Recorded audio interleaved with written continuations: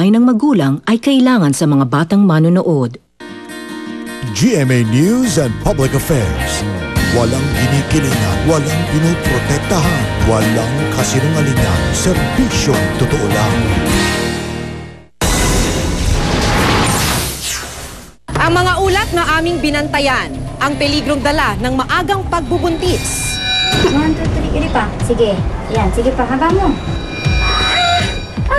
Sige pa, dali. 1, 2, 3, iri pa. Ayan, very good na niya. Oo, sige ulo. Iri mo na yan.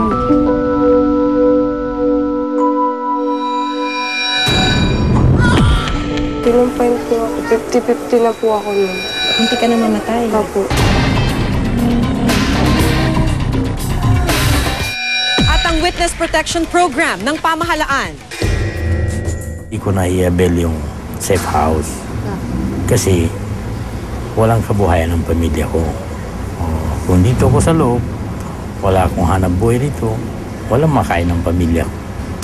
Yung security ng witnesses at yung mga safe houses na hindi naman sana ningas kogon, bibigyan 1 buwan, 2 buwan, pagkatapos nakalimutan na. Kasama si Jiggy Manikad na kasalukuyang on assignment. Ito ang mas malawakang pagbabantay sa mga isyu ng pamahalaan at lipunan. Reporter's Notebook. Ayon sa Department of Health, 10 ina ang namamatay kada araw dahil sa hindi maayos na pagbubuntis at panganganak. Paano tinutugunan ng pamahalaan ang isyung ito?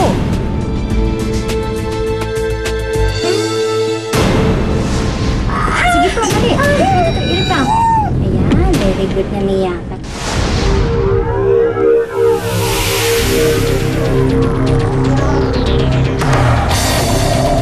Sa hirap na kanilang pinagdaraanan, tila nasa hukay nga raw ang isang paa ng bawat inang nanganganak.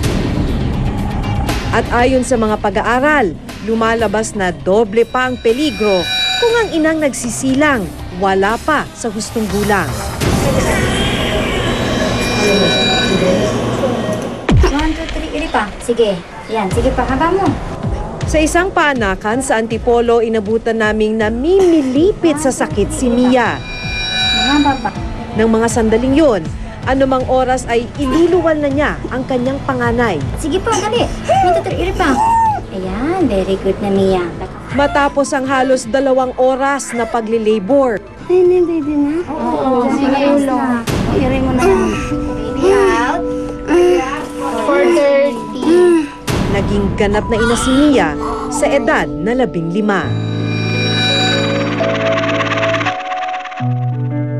Sa babaeng ito. Ako po si Maki. Ganda umaga. Ikaw si? Nang dalawin ko si Mia kinabukasan, tahimik at tila nahimasmasan na ang dalagita. Sariwa pa ang dinanas niyang hirap sa unang beses na panganganak. Kumusta kagabi? Sobrang masakit. Basta masakit eh. Talaga? Nung huling-huling hilab, umiyak na ako. Pero walang luwan tumutulo. Umuungol lang nga kasi masakit eh. Bilang isa ring ina, naunawaan ko ang pinagdaan ng hirap ni Mia sa panganganak. Lalo pat wala sa tabi niya ang ama ng kanyang anak ng mga oras na yon. Kwento ni Mia, nakilala raw niya ang kanyang kasintahan sa kalye kung saan siya nagtitinda ng sigarilyo. Paano yung boyfriend mo? May trabaho ba siya? Opo, nagkokonduktor po siya. Antipolo ko ba? Anong balak ninyo? Kayong dalawa, anong balak ninyo? Mag-iipon ng pera. Para pag nag-aral na siya, may pampaaral sa kanya.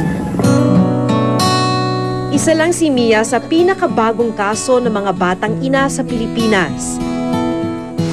Sa inilabas na pag-aaral ng University of the Philippines Population Institute o UPPI noong 2009, 53 ang nabubuntis sa bawat 1,000 teenager sa Pilipinas. 70% ang itinaas ng bilang na ito sa nakalipas na 10 taon.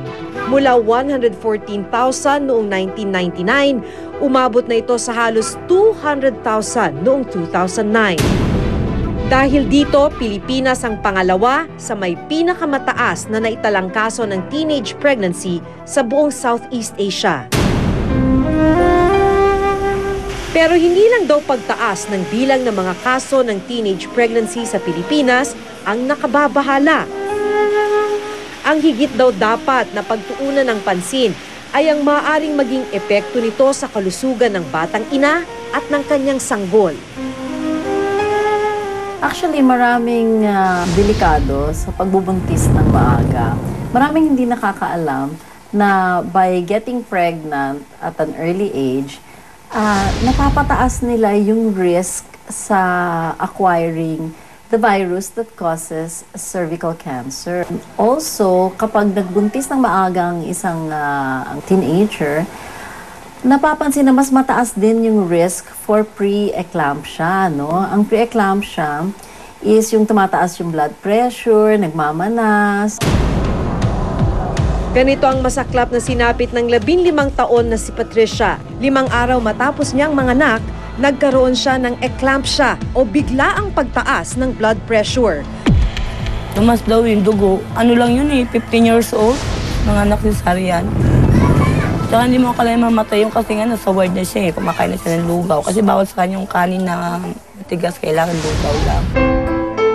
Dahil sa dinanas na komplikasyon, binawian ng buhay si Patricia. Nangyari po, nanganak na siya. Bigla na lang siyang sumakit ang ulo ng matinding sakit. Sumisigaw na siya, hindi niya kaya. Sabi, Mama, hindi ko na kaya yung sakit ng ulo ko.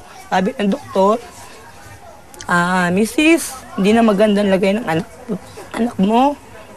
I-ICU na natin. Ayon sa Department of Health o DOH, 10 Pilipina ang namamatay kada araw dahil sa komplikasyon sa pagbubuntis at panganganak. Sa bilang na ito, kadalasang mga teenager o mga kabataang nasa edad 19 pababa ang napapahamak. Muntik na rin itong sapiti ni Ira, isa ring batang ina. Okay. Ilang taon na siya? Magdadalawang taon. Siya ba yung bunso? Sa edad na 17, 2 na ang kanyang anak. Halos ikamatay daw niya ang pagluluwal sa kanyang panganay na si Renz noong siya'y 15 taong gulang pa lang.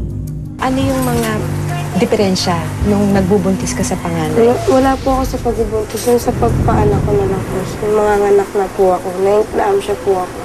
Eclampsia? Seizure. Karamihan po ngayon sa mga bata na si seizure. Sa mga kaibigan mo rin? Tulad na edad ko po na mataas ang dugo. Nag-seizure na lang basta-basta. Anong nangyari nun? Anong ginawa mo? Kinumpain po ako. 50-50 na po ako nun. Munti ka na mamatay? Opo. Anong paliwanag sa'yo ng mga doktor? Bawal na po bawal na po ako magkaano. Bawal na po sundan, kumbaga.